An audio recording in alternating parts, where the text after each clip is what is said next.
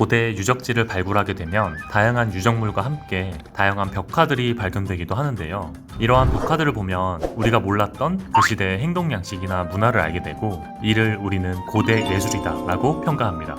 그런데 일부 사람들은 이런 예술이 인류 진화의 산물이라고도 하는데요. 과연 예술의 시작은 어디서부터일까요? 여러분들도 방금 말한 진화라는 게 뭔지 한 번쯤은 들어보셨을 거예요. 이런 진화를 설명하는 이론의 대표적인 게 다윈의 자연선택 이론이 있죠. 다윈의 자연선택 이론이란, 예를 들어서 털이 많은 원숭이와 털이 없는 원숭이가 있는데 갑자기 빙하기가 찾아오면 털이 없는 원숭이는 도태되고 털이 많은 원숭이가 살아남을 확률이 높아지는데, 이를 자연선택이라고 합니다. 여기서 원숭이를 우리는 하나의 개체라고 할 수 있죠. 이렇듯 어떤 개체는 생존에 유리한 형질을 갖추고 있고 어떤 개체는 생존에 불리한 형질을 갖추고 있습니다. 개체가 어떤 형질을 타고나려고 했던 것이 아님에도 위의 원숭이 사례를 보면 그런 결과로 이어지는 거죠. 그 결과 생존에 유리한 형질을 가진 개체는 더 오래 살아남아서 더 많은 후손을 남길 수 있게 됩니다. 이렇게 세대가 거듭되는 과정이 곧 진화라는 거죠. 다만 다윈 스스로 인정하듯이 자연선택이 모든 진화를 설명하지 못했죠. 예를 들어 다윈은 자신의 종의 기원이라는 책의 가장 말미에 공자새 수컷의 크고 화려한 깃털이 유전되는 과정을 설명하는데요. 생존에 유리하지 않더라도 암컷의 선택을 받는데 유리하기 때문에 후대로 전달되는 형질도 있다 라고 설명을 했죠. 그리고 이것을 성선택이라고 주장했습니다. 그 외에도 자연선택으로 설명하지 못하는 반증 사례들이 존재하였는데요. 이후에는 이를 완전히 다른 차원에서 설명하려는 학자가 등장합니다. 바로 도킨스죠.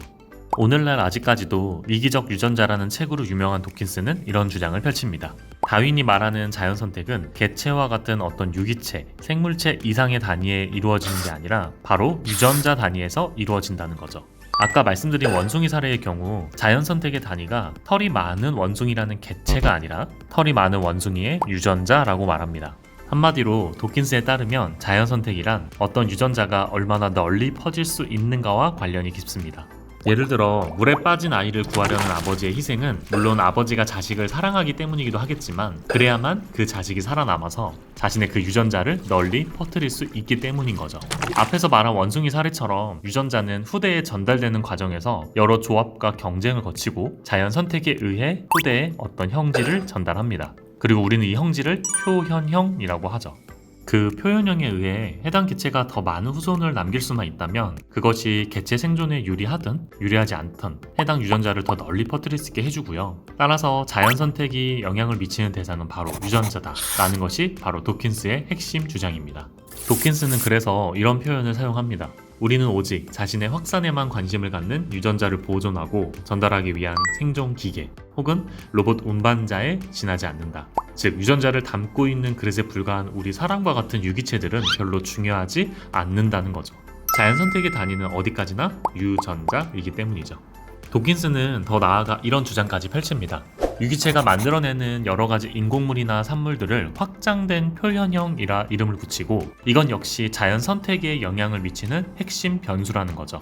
자, 비버를 한번 생각해 볼게요. 비버는 유속이 빠른 강에서 터전을 마련하기 위해 댐을 만듭니다. 이런 댐이 바로 비버 입장에서는 확장된 표현형이죠. 그런데 어느 날 유속이 갑자기 빨라지게 되면 당연히 댐은 더 높고 견고해질 겁니다.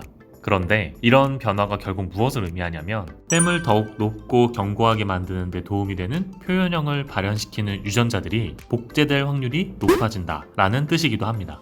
따라서 해당 유전자는 더욱더 빨리 확산되게 되죠. 그리고 그 결과 댐을 더욱 높고 견고하게 지을 수 있는 비버들이 더 많이 살아남게 되는 거죠. 즉 유전자의 조합과 경쟁과 더불어 이런 확장된 표현형에 의해서 어떤 유전자에 대한 자연선택이 더욱 가속화되고 심화될 수 있다는 얘기입니다. 환경이 확장된 표현형을 결정하고 결과적으로 유전자에 대한 자연선택의 변화가 이루어지는 거죠. 자, 이제 처음에 질문했던 내용에 답을 드리기 위해서요, 인간 행동 양식이 진화의 산물이라고 생각하는 일부 미학자들의 주장을 살펴봅시다. 그들은 최초의 예술 역시 진화의 결과라고 주장합니다. 예를 들어 카밀라 파워는 우리가 앞에서 설명한 성선택의 개념을 가져와서 주장합니다. 붉은색 바디 페인팅과 관련된 활동 등이 이성의 선택을 받기 위해 등장했고, 이게 후대에 전달되어 우리가 만날 수 있는 예술 작품들로 이어졌다고 설명하는 거죠. 그 중에서도 디사나 야케는 매우 특이한 주장을 펼쳤는데요. 화장, 치장, 군무와 같은 초기 예술 활동들이 실제로 생존에 유리했고, 그렇기 때문에 마치 다윈이 주장한 자연선택 이론처럼 그 부족의 생존에 도움이 되어 오늘날 예술 작품들로까지 발전할 수 있었다는 겁니다. 디사나 야케에 따르면 돌도끼에 문양을 새기거나 다같이 춤추고 노래 부르는 것과 같은 활동들은 일상 활동과 구별된다는 점에서 이를 특별하게 만들기라고 지칭했습니다. 물론 돌도끼에 기하학적 문양을 새긴다고 거친 물소의 가죽이 더 잘 뚫리진 않죠. 마찬가지로 폭풍우가 다가온다고 해서 노래를 부른다고 그 노래 끝으로 폭풍우가 끝나는 것도 아니고요. 하지만 그럼에도 불구하고 그들은 이런 특별하게 만들기가 그들의 생존을 강화시켜준다고 진심으로 믿었고, 이것이 이들의 결속과 정신적 안정으로 이어졌기 때문에 이런 일련의 활동들이 실제 생존에 유리한 방향으로 작용했다는 게 바로 디사냐 야케의 주장입니다. 이렇게 특별하게 만들기를 수행한 부족이 생존에 유리했듯, 인류의 진화 과정에서 자리 잡은 초기 예술은 생존의 직접적인 기술은 아니었지만 생존을 강화시켜주는 기술 중 하나였던 거죠. 즉, 진화론적 관점에 따르면 우리가 접하는 예술은요, 노래와 문양이 자신들을 지켜줄 것이라고 믿었던 원시 부족들의 믿음에서부터 시작되었다고 볼 수 있겠습니다. 자, 오늘은 예술의 기원에 대해 진화론적 관점에서 살펴보았는데요. 도움이 되셨나요? 지금까지 일감TV였습니다.